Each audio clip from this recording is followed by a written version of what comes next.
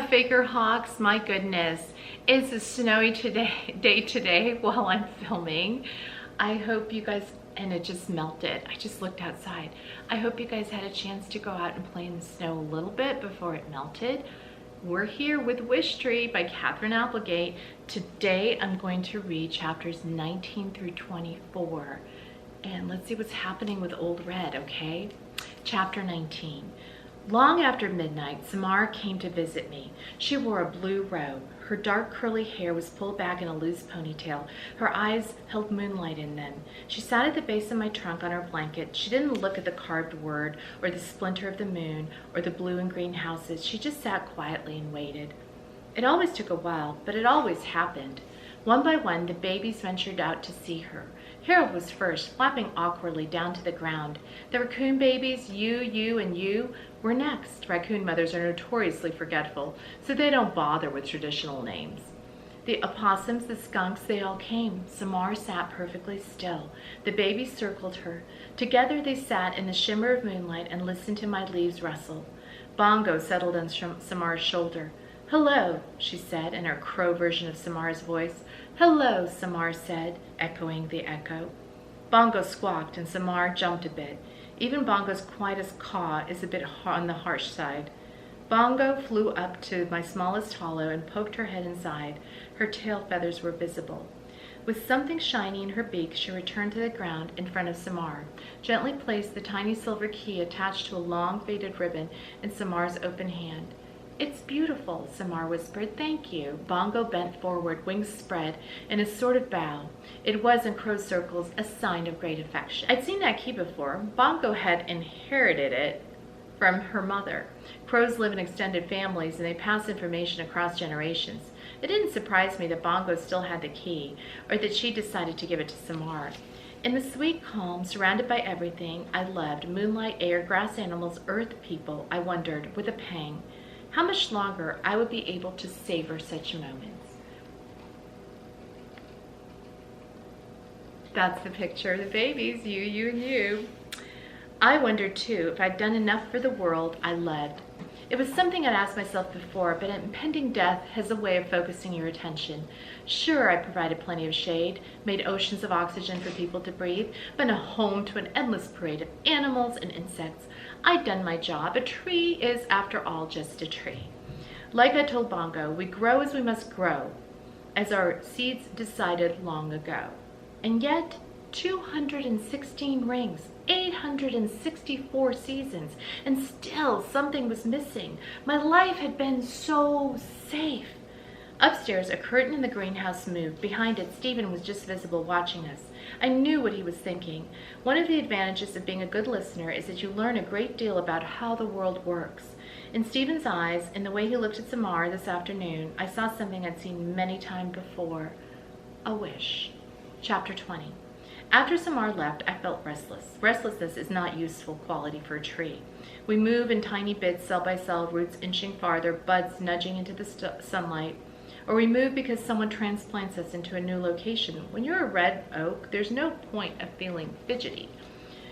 Trees, as I said, are meant to listen, to observe, to endure. And yet, just this once, before I said goodbye to the world, what would it be like to be something other than passive? To be an actor in the stories unfolding around me. Maybe even to make things a little bit better. "Bongo," I said softly, "are you awake?" "I am now," she grumbled. "I have a question. I'll get back to you first thing in the morning. How does friendship happen?" Bongo responded by snoring. I could tell it was a fake snore. Her real snores are so loud that they scare the baby opossums. "I'm serious," I said. Bongo groaned. "I don't know, it just happens." "But how does it happen?" "Friends have things in common," Bongo said. And there you go, your answer in 5 words. "See you in the AM, pal." I thought about her reply. But what do you and I really have in common when you get right down to it? With a loud exhale, Bongo flew to the ground. "Okay, I'm thoroughly awake now. Thank you very much. What is this all about?" "Just an idea. Here's an idea for you." "Ideas are a bad idea," said Bongo, "especially if someone is a bit in busybody mode." "I'm looking at you, Red." "Back to my question, why are we friends?" "Okay, fine. Let me think about it for a minute." Bongo walked in a slow circle around my trunk, considering. I love the way birds move, so unlike trees. We bend with the wind, we're graceful and unhurried. Birds, on the other hand, move and flits and twitches, their heads whip from side to side as if they've just heard astonishing news. Bongo paused. Well, to begin with, you're my home, and I'm your tenant. But that's not really a reason for us to be friends. I've had residents I wasn't particularly fond of. That squirrel? What was his name? Squinch? The one with the bad breath? It's not important. Knew it was Squinch. Bongo, I said. Please focus. Bongo gazed up at me. We're friends because we're friends, Red. Isn't that enough? Her voice was small and sweet, not her usual get-to-the-point crow tone. You're right, I said. But suppose two people needed to be friends. How would you make that happen? Maybe get them together, doing something, they yak, share a laugh, voila, friendship. Am I right? I don't like it when you leads to ideas. You can go back to sleep, Bongo. Thanks for talking. You're a good friend. Likewise, Bongo flew back to her nest. Hey, be sure to let me sleep in. Bongo, now what? One more thing. Why do you think people can be so cruel to each other? It's not like the rest of us are exactly angels. Last night I saw Agnes eat a whole lizard in one bite. Agnes the barn owl, who lived with her nestlings in my highest hollow, flapped her wings in annoyance. Hey, a girl's gotta eat. And you're a fine one to talk, Bongo, she said. Is there anything crows won't eat? My point, Bongo continued, is that the world's a tough place. Doesn't matter if you're a bunny or a lizard or a kid. With that, Bongo started snoring, for real this time, but I was still wide awake. Ma, what's that horrible noise? Came the startled voice of a baby opossum. That's just Bongo snoring, her mother replied. Bongo had been right. I was hatching an idea. She'd always said I was a busybody, not to mention an optimist. An optimistic Batinsky. Well, there were worse things. Trees are strong, silent types, unless we're not. Chapter 21. Bongo, I said early that morning as the last stars faded like weary fireflies. There's something I need to do. Does it involve potato chips? Bongo mumbled. No. Then I'd rather sleep. It's about Samara. You promised you'd let me sleep in. I didn't promise. You implied. I want to grant Samara's wish. This roused Bongo. She fluttered down to her favorite branch, the one that she nicknamed home plate. Bongo likes to watch the kids play softball at the elementary school. Red, you don't make wishes happen. You're the place where wishes go. You're like a leafy garbage can in a good way. For 216 brings, I've sat on my roots and listened to people hope for things, and a lot of times those wishes never happened, I'm guessing. Bongo tucked a feather into a place. Sometimes that's for the best. Remember the kindergartner who wanted a bulldozer? I'm passive. I just sit here watching the world. You're a tree, Red. That's kind of the job description. This is a good wish. And it's a wish I can make happen, I paused. Well, we can make happen. Yeah, I had a feeling that this is where it was going. Bongo glided to the ground. Look, I heard Samara's wish. How exactly are you going to find her a friend? You'll see, I said, hoping to sound more confident than I felt. Red, Bongo paced back and forth. With each step, her head bobbed forward. We've got more serious issues, pal. Francesca's talking about turning you into toothpicks, and your residents are frantic about where they're going to move if that happens.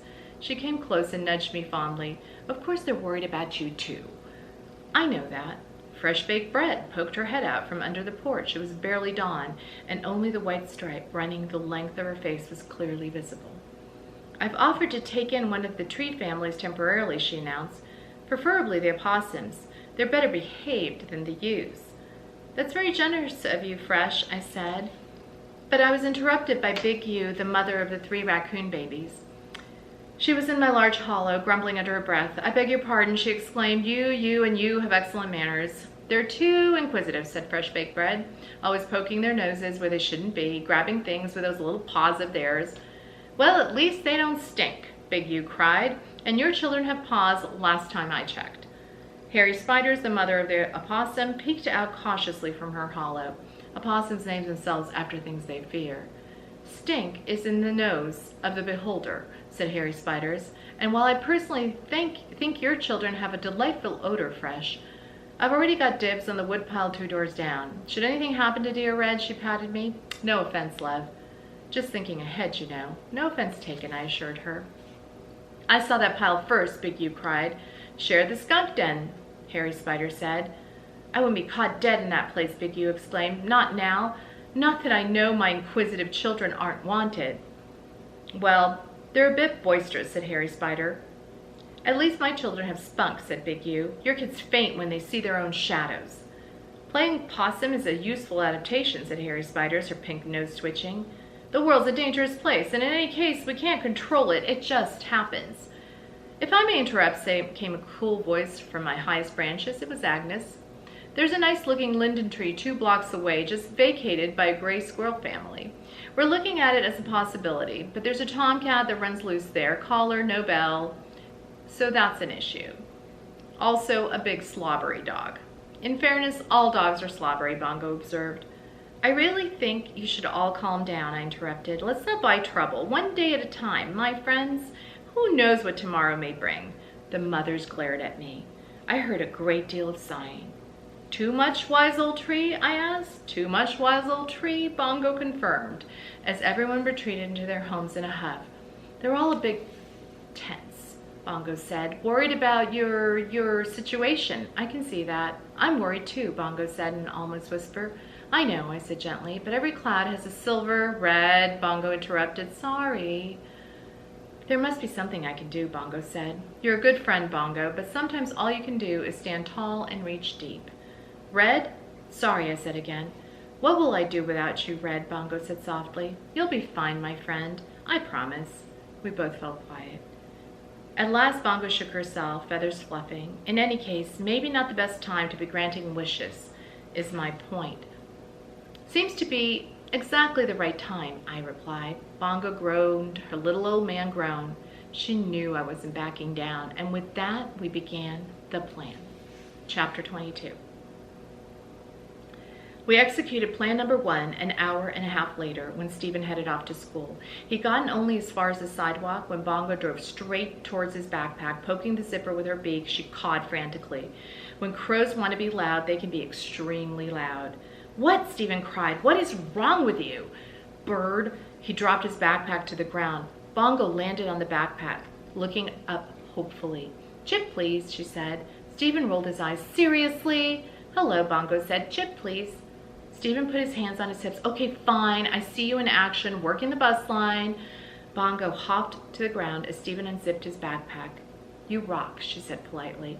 Stephen pulled out his lunch bag and opened it. Let's see, I've got a tuna fish sandwich, carrot sticks, but before he could say anything more, Bongo plunged into his backpack, grabbed a sheet of paper, and flew skyward. Hey, that's my English homework, Stephen cried. Come back here, you thief. Bongo flew high into my branches and landed with a victorious caw. Stephen stalked around the bottom of my trunk, where the yellow police tape encircled me. Please, Crow, he pleaded. I'll give you my whole sandwich, please. Bongo perched on the paper, freeing her beak.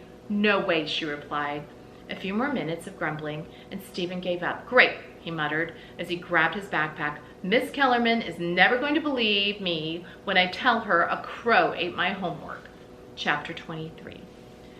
When Samara exited her house, it was time for the rest of our plan. She paused as she always did to say hello, and Bongo, as she always did, said hello back. But this time Bongo surprised Samara by landing on her shoulder and presenting her with a mangled piece of paper. Samara took it from Bongo. This is Stephen's name on it. What on earth have you done? Bongo said, no way, by way of an answer. Wait, I'll be sure he gets it, Samara said. Bongo gave a little caw and headed back to me. Perfect, a simple plan, beautifully executed. Samara would give the homework to Stephen. They'd strike up a conversation about the crazy crow and the big oak tree. They'd laugh, they'd share, they'd realize they have a lot in common. Voila, friendship. It was a great plan, except for the part that came just seconds later. The part where Samara noticed a friend of Stephen's walking by. She dashed over and asked him to give Stephen the piece of paper, and that was that. Meddling isn't as easy as I thought it would be, I confessed to Bongo. Hey, I did my part. You were wonderful, I said. Well, we'll just have to try again. We don't have a lot of time. Red, Bongo said with a sigh. Please don't remind me. Chapter 24. This is the last chapter. That afternoon, we tried plan number 2. This isn't going to work, Red, Bongo said, strutting back and forth on the lawn. Pessimist, I said. Optimist, said Bongo. Secretly, I had my doubts, though. Our second plan required the help of one of the babies. There had been much bickering over which baby would get to assist us, but then there had been plenty of bickering ever since Francesca's threat to cut me down. It frustrated me to see my residents, the ones who'd miraculously been getting on all so well, turn on one another when faced with a problem. Granted, it was a big problem, but if I could handle it, it seemed like the least they could do was behave during our last days together. Bongo flipped a penny she kept in her collective treasures, and we arrived at our helper, the small baby opossum, Flashlight. "Let me get this straight," said Bongo. "You're afraid of Flash—" "Shh," Harry Spiders hissed. "We try not to say that word around him." "So what do you actually call him?" Agnes asked. "He answers to Flash," Harry Spiders explained. "Well, Flash," said Bongo, "you understand the drill, right? You pretend to be dead. You guys are good at that, right?" Flash nodded excitedly. "Opossums are the best dead pretenders in the world. So you play dead, Samara and Steven see you as they're coming home from school. We're hoping they come at about the same time today," I interrupted. "And they freak out," Bongo continued. "See the cute little maybe dead baby talk about what to do. And you certain this is safe?" asked Harry Spiders. "I'm feeling a little faint just thinking about it." "We'll all be watching, and Steven and Samara are smart kids," I reassured her. "They'll know not to touch a sick animal." So they go to their parents, call the wildlife rescue place, and maybe a vet, and while they're busy, Bongo continued, little Flash runs back to his den. Samara and Steven come back out and have a good laugh about the vanishing opossum. Maybe the parents even get to talking. "I really think you would do a better job," Big U complained. "She was a born actor, or you. "This has been officially decided," Bongo said firmly. "We flipped the penny, remember?" "Just saying," Big U muttered. Down the street, the school dismissal bell rang. "Places, everyone," Bongo urged. "This is totally going to work," I said. "That is totally going to fail," Bongo said at the very same instant. It's a good way to stop in our reading of WISHTREE. Next week, or maybe even later on this week, I will read the next 5 chapters, and we should finish this book by the time Mrs. Perez gets back. Isn't that great? I hope you guys are enjoying a little time outdoors, maybe going for, a walk around the neighborhood, staying safely distant from other people that are walking as well, and maybe you guys are picking up a book. Mrs. R is always going to encourage you to do that. Stay safe, Huffaker Hawks, and I'll see you next time.